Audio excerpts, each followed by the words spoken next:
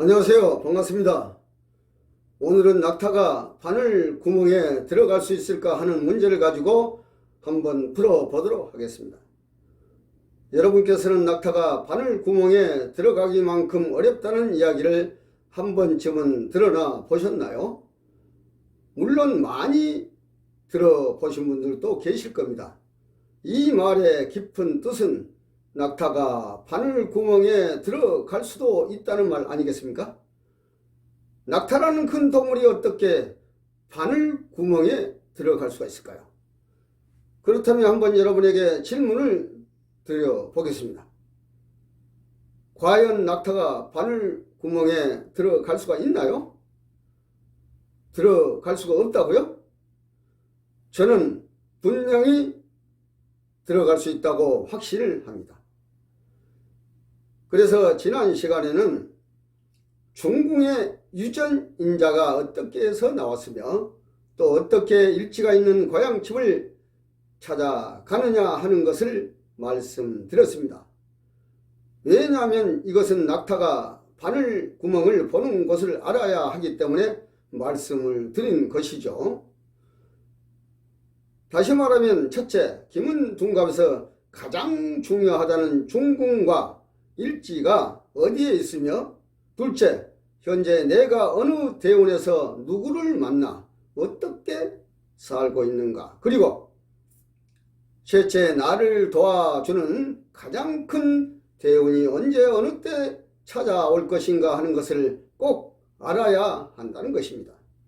이것만 알면 엉키고 설켜있던 내 인생의 실타래가 술술 풀어지듯 내 운명의 먹구름도 사라지고 희망의 등대를 볼 수 있다는 것이죠.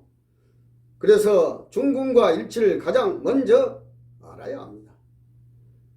왜냐하면 일지 천반수와 중궁 집안수는 내가 평생 해결해야 할 숙제요 과제이기 때문에 그렇습니다. 그렇다면 이것을 알기 위해서는 의사가 엑스레이를 놓고 환자의 건강 상태를 아주 세밀하게 들여다보듯이 우리도 한번 자기의 사주를 빼가지고 자세하게 한번 들여다보자는 것이죠.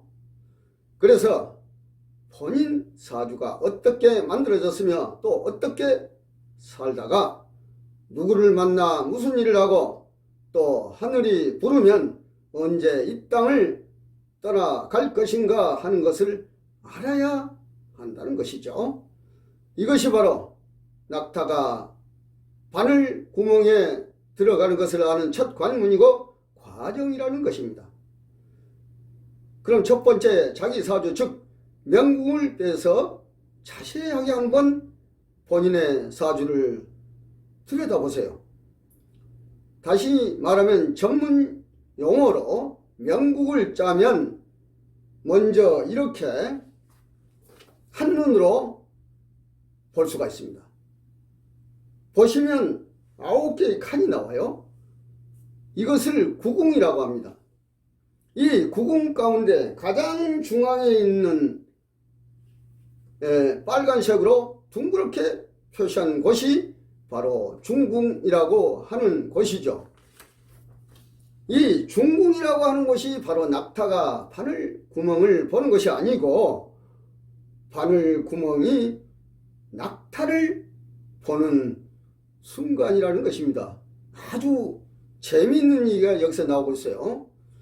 이 바늘 구멍에서 낙타를 본 순간 여러분은 엄청난 큰 세상을 발견할 수가 있죠. 다시 말하면 콜럼버스가 지금의 광활한 미국이라는 신대륙을 발견한 것처럼 말입니다. 지금까지 60년, 70년을 살았어도 이 바늘구멍을 아는 사람이 과연 몇 명이나 될까요?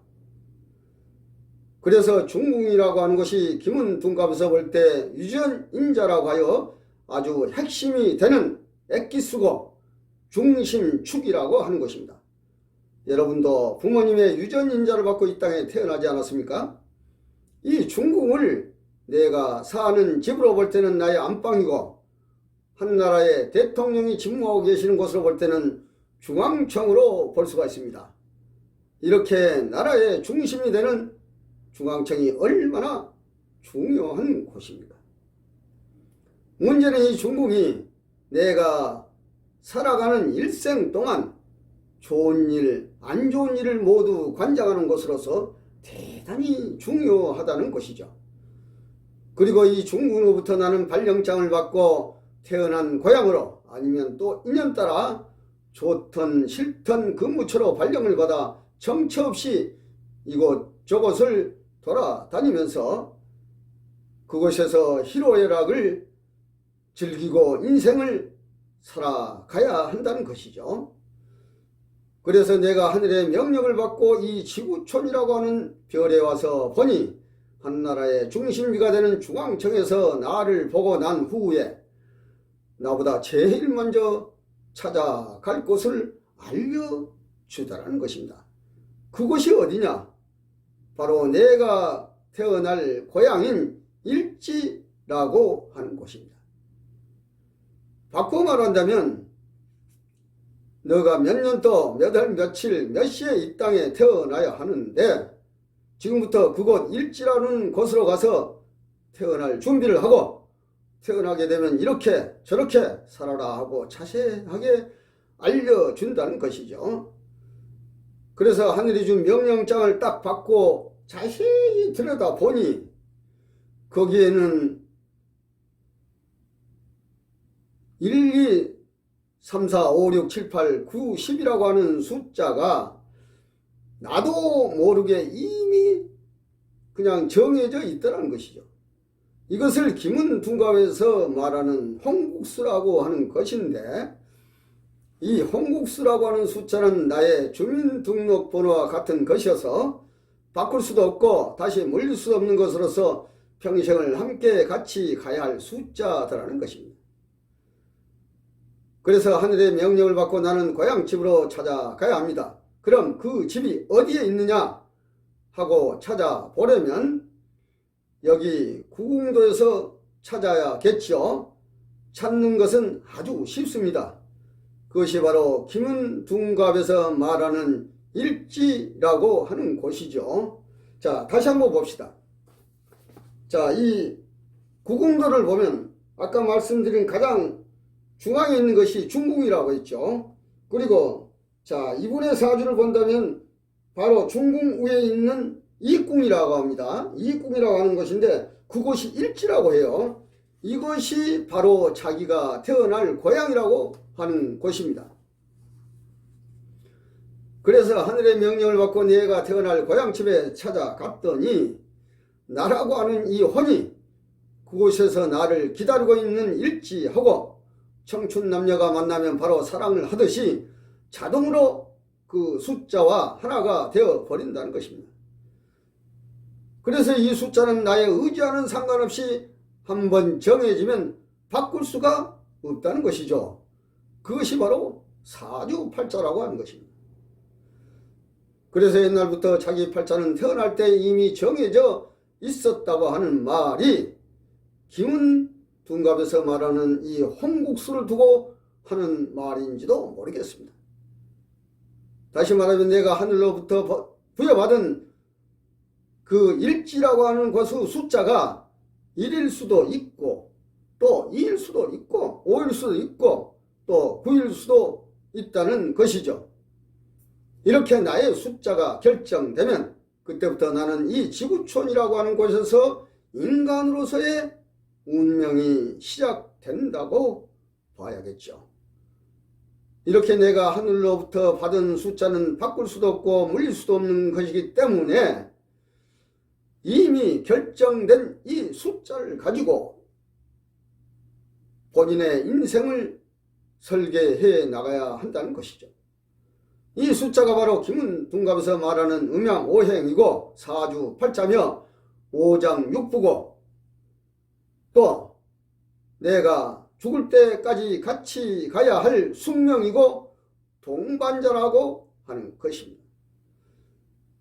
그렇다면 어차피 이 숫자는 피할 수 없는 운명이 되어 버렸으니까 문제는 이것을 현실로 받아들여야 한다는 것입니다. 그래서 누구나 이 주민등록번호와 같은 숫자의 깊은 뜻을 하나 둘씩 반드시 알아야 하고 체득하고 분석하고 풀어나가야 한다는 것이죠. 이렇게 오늘은 내가 하늘의 명령을 받고 이 지구촌이라고 하는 별에 찾아와 내가 태어날 고향집인 일지에 찾아온 것까지만 말씀을 드리겠습니다. 결론은 오늘 이 시간에 말씀드린 중요한 내용을 감추려 보면은 바로 중궁이라고 하는 집안 숫자와 일지라고 하는 천반 숫자는 내가 평생 해결해야 할 숙제요 과제라고 한다는 것은 꼭 알아두셔야 된다는 것입니다. 그리고 다음 이 시간에는 현재 내가 어느 대원에서 누구를 만나 어떻게 살고 있는가, 그리고 내가 확실하게 땅을 짚고 헤엄칠 수 있는 천상의 귀인을 만난다는 가장 큰 대원은 어느 때 찾아올 것인가 하는 것을 자세하게 말씀드리겠습니다. 지금까지 시청해 주셔서 대단히 고맙습니다. 감사합니다.